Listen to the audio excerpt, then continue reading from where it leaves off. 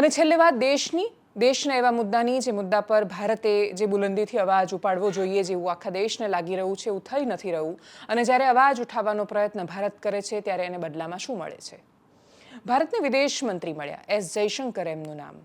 એ રાજનીતિજ્ઞ નથી અથવા કોઈ રાજનીતિના ક્ષેત્રમાંથી આવેલા માણસ નથી. એમના લોહીમાં પોલિટિક્સ ન હોય ને એટલે જેના લોહીમાં રાજનીતિ નથી અને જે રાજકારણમાં ગળાડૂબ રહેલો માણસ નથી એ બ્યુરોક્રેટ જ્યારે આવીને પોલિટિક્સમાં એને કોઈ મહત્વનું સ્થાન મળે, એના વિષયનું સ્થાન મળે ત્યારે આપણે અપેક્ષા રાખીએ કે અદ્ભુત ફ્રી હેન્ડ સાથે અદ્ભુત કામ કરશે. એસ જયશંકર બોલે બહુ જ સરસ છે, અદ્ભુત સ્પીચ આપે છે. જેમ શશી થરૂરને સાંભળીએ ને આપણી અંદર પેલો આમ રાષ્ટ્રવાદ જાગી જાય, બિલકુલ એ જ રીતે થોડા સમય માટે જેને જગાડવાની જરૂર પડે એવો જો રાષ્ટ્રવાદ તમારી અંદર હોય તો એસ જયશંકરના ભાષણો એ રાષ્ટ્રવાદને ચોક્કસ જગાડે. પણ જ્યારે પ્રશ્ન આવે એ પ્રકારની કૂટનીતિનો જે લાગુ થવી જોઈએ ત્યારે ભારતને નિષ્ફળતા શું કામ મળે છે? છેલ્લા કેટલાય સમયથી ઈરાન, ઇઝરાયલ અને અમેરિકાનું યુદ્ધ, મિડલ ઇસ્ટમાં ચાલી રહેલો તણાવ, આખી દુનિયામાં સર્જાયેલા ઓઇલ ક્રાઇસિસ અને ભારતની સૂડી વચ્ચે સુપારી જેવી સ્થિતિની વચ્ચે ભારત વધારે કમજોર સ્થિતિમાં એ રીતે આવે છે. હેનરી કિસિંજરે બહુ સરસ કહ્યું હતું કે અમેરિકા એવો દેશ છે કે જેની સાથેની દુશ્મની તો ભારે પડે પણ એની સાથેની દોસ્તી તો વધારે ઘાતક છે. હવે હેનરી કિસિંજરે તો ઘણું બધું કહ્યું હતું પણ અમેરિકા સાથેની દોસ્તીની વાત બહુ જ સાચી સાબિત થઈ રહી છે.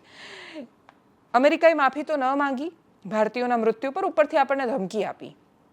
ભારતીયના મૃત્યુનો અમેરિકાને અફસોસ નથી અને પ્રશ્ન એ થઈ રહ્યો છે કે ભારતની એવી શું મજબૂરી છે કે એણે અમેરિકાની તાનાશાહી સહન કરવી પડે છે? ઓમાનનો દરિયાકાંઠો અને સ્ટ્રેટ ઓફ હોર્મુઝ એની નજીક યુએસ નેવીએ કમર્શિયલ શિપ હતા એના પર હુમલો કર્યો, મિસાઇલ અટેક કર્યો. એમાં 3 ભારતીય નાવિકોના મૃત્યુ થયા છે, જેને પગલે ભારત અને અમેરિકા વચ્ચે ગંભીર રાજદ્વારી તણાવ ચાલી રહ્યો છે. અમેરિકન સેન્ટ્રલ કમાન્ડ એણે કહ્યું કે આ જહાજો અમેરિકન સેનાના આદેશનું પાલન નહોતા કરતા. બહુ મહત્વનો છે આ શબ્દ કે આદેશનું પાલન નહોતા કરતા. ઈરાન પર લાદવામાં આવેલી દરિયાઈ નાકાબંધીનું ઉલ્લંઘન કરીને ગેરકાયદેસર રીતે ઈરાની તેલ લઈ જઈ રહ્યા હતા. ભારતના વિદેશ મંત્રાલયે આ ઘટનાને ગંભીર કહી, ચિંતાજનક કહી. નવી દિલ્હીમાં અમેરિકી દૂતાવાસના જે કાર્યકારી વડા છે જેસન મિક્સન, તો જેસન મિક્સને 2 વાર બોલાવ્યા 48 કલાકમાં. ભારતીય વિદેશ મંત્રી એસ જયશંકર એમણે અમેરિકી વિદેશ મંત્રી જે ત્યાંના ડિપાર્ટમેન્ટ ઓફ સ્ટેટના વડા છે માર્કો રૂબિયો, એમને ફોન કર્યો અને કહ્યું કે વેપારી જહાજો સામે આવી ઘાતક અને જીવલેણ સૈન્ય કાર્યવાહી કોઈ પણ સંજોગોમાં વ્યાજબી નથી, અમને સ્વીકાર્ય પણ નથી. એમણે આવું ધીરે ધીરે થોડું પ્રેમથી કહ્યું ને એક્સ પર લખ્યું એ ખરું.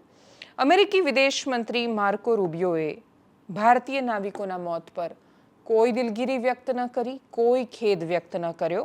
રૂબિયોએ સામો ફોન કર્યો, ઓફિશિયલ સ્ટેટમેન્ટ જાહેર કર્યું અને જેમાં એમણે એકદમ કડક વલણ અપનાવીને કહ્યું, સ્પષ્ટ કહ્યું એસ જયશંકરને કે હોર્મુઝ સ્ટ્રેટમાં એટલે સ્ટ્રેટ ઓફ હોર્મુઝમાં અમેરિકા દ્વારા લાદવામાં આવેલી નાકાબંધીનું ઉલ્લંઘન અને ઈરાની તેલની ગેરકાયદેસર હેરાફેરી કોઈ પણ કિંમતે સહન કરવામાં નહીં આવે.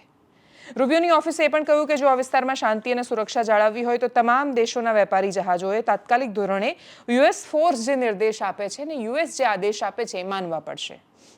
ટૂંકમાં ભારત દબાયેલા સ્વરે મરતા ભારતીયો પર પ્રશ્ન તો ઉઠાવે છે પણ અમેરિકા એ અવાજને પણ સંપૂર્ણ રીતે નકારે છે ને એણે જવાબ આપતા કહ્યું કે અમેરિકાના આદેશનું પાલન કરો. 3 ભારતીયો મર્યા એનો અમેરિકાને કોઈ અફસોસ નથી. આ સ્થિતિ છે અને આ સ્થિતિની વચ્ચે બહુ જ સ્વાભાવિક રીતે વિપક્ષ સત્તાને સવાલ કરવાનો છે. સત્તાને સવાલ ત્યારે વધારે સ્વાભાવિક થઈ જાય છે જ્યારે પ્રધાનમંત્રી મોદી 2020ની યુએસની ચૂંટણીમાં જઈને હાવડી મોદી નામનો કાર્યક્રમ કે જે આયોજિત કરવામાં આવ્યો હતો યુએસમાં વસતા ભારતીયો દ્વારા, એ વખતે ત્યાં જઈને એમણે કહ્યું હતું અબકી બાર ટ્રમ્પ સરકાર.